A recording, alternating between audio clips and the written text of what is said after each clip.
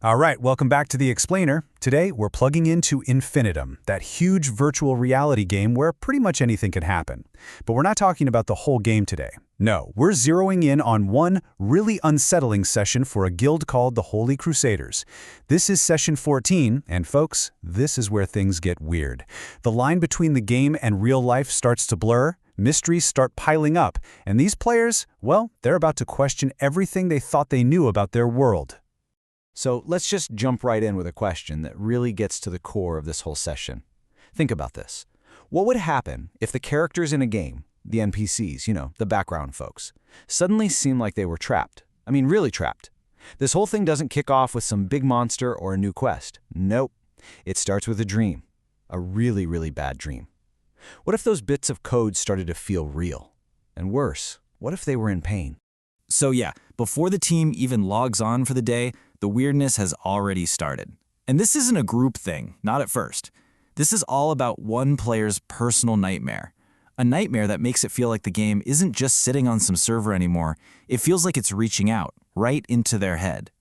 And you know what's wild? It's who's having this dream. It's Avia, the player for Antonella, the female Dragonborn barbarian.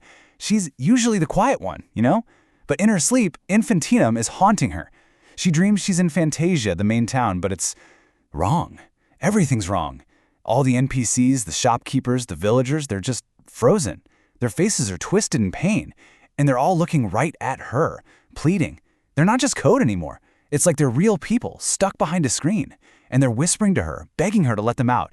She wakes up completely freaked out with those whispers still ringing in her ears. She tries to tell herself it's just a dream, but you know that feeling? That little seed of what if has been planted. So Avia, she shakes off the dream as best she can and decides, you know what, I'm going to keep this to myself for now. She logs in, meets up with the Holy Crusaders, and the plan for the day is simple. Just do a few easy side quests. Boost the reputation a bit. Easy, right? Well, this is Infinitum we're talking about. And in this game, your past has a funny way of catching up with you. A really bad call they made way back in session 1, it's about to blow up in their faces. So they walk into the tavern in Fantasia, a place they know well, and bam, the whole vibe changes. The door slams shut, shadowy figures pop out of nowhere, and suddenly there are knives at their throats. And who's leading the charge? Yep, the drug dealer. Remember her from session 1, the one they totally scammed?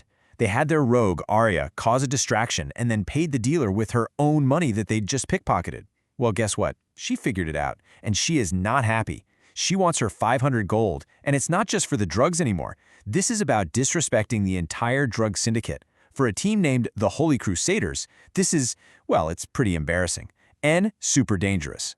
But Captain Dash 2, the party's orc wizard, she's a quick thinker. Instead of starting a fight they'd probably lose, she pulls out this huge uncut emerald she found in the mines. The dealer's eyes just about pop out of her head. She snatches it, the thugs back off, and then, to add insult to injury, she tells them the gem is worth over 2,000 gold. They just paid 4 times what they owed. But you know what? For the Holy Crusaders, it was worth it. Sure, their pride's a little bruised and they're out a ton of cash, but being square with a powerful criminal organization, you can't put a price on that. So they're still reeling from getting shaken down in public when they decide to check the in-game news board. And this is where the session takes a really dark turn. There's an announcement. A player named William Bensaveni has died. In real life. And it turns out, he wasn't just any player. He was the son of the guy who owns Infinitum. But here's the kicker. He was the player for Chris Meister, their rival. The guy they literally just saw in-game a couple sessions ago, glitching out all over the place. How is that possible? How can a player be dead, but their character is still walking around? And this, right here, just shows you what a mess that reputation is in. Paying off the drug syndicate, yeah, that made them look bad. Big reputation drop. So they try to do some good deeds, right? Donate to some shops, organize the library, and it helps. A little. But then they go and gather some potion ingredients for someone, and whoops, reputation drops again. They're trying so hard to be the good guys, the Holy Crusaders, but this world, it's just not that simple. So this is where that nightmare from the beginning starts to creep back in. The party's totally shaken up, from the drug deal and the news about Christomizer.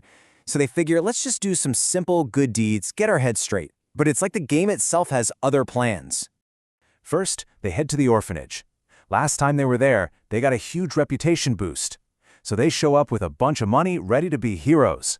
And what happens? The orphanage turns them down, flat out refuses their donation. Why? Because get this, the owners say the party has been so generous that now everyone knows the orphanage is rich and they're terrified of getting robbed.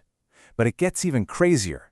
They're worried that kids in the kingdom might actually kill their own parents just to get a spot in their fancy orphanage. Can you believe that? That's the kind of dark, twisted logic the game's AI is throwing at them. Their good deeds are having these horrible, unforeseen consequences. I mean, that's just chilling. After the orphanage fiasco, they're just making small donations to shops, and as they leave each one, Antonella, and only Antonella, hears it. These faint whispers, little pleas for help from the NPCs. She asks the rest of the party, "Did you guys hear that?" And they're just like, "Hear what?" They think she's distressed. But for Avia, the player, this is it. This is the proof. That nightmare was real, and for some reason, she's the only one who can hear it. And now we get to the absolute heart of Session 14's weirdness, the whole Chrismeister thing. They know his player is dead, so what do? They take a quest that leads them right to him, to the ghost in the machine, and what they find, well, it just breaks your brain.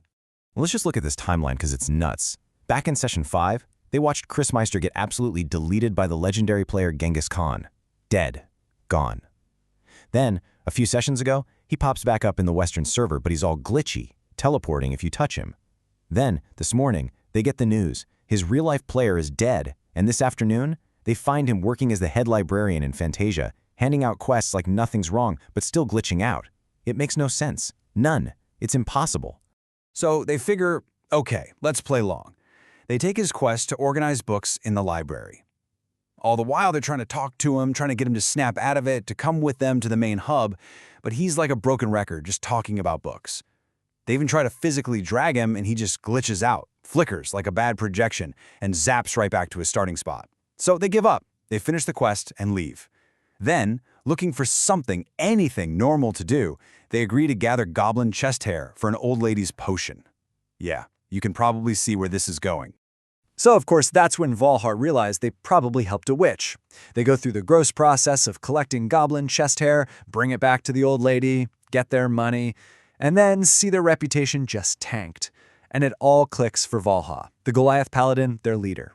The weird old lady, the bubbling cauldron, the goblin hair. Oh no, they didn't just help some old woman make a healing potion, they were duped into helping a witch brew something nasty. It's just one more failure in their attempt to be heroes for the day. So the session is wrapping up, but nobody's feeling good about it. There's no sense of victory here. They didn't solve a single thing. In fact, everything just feels worse.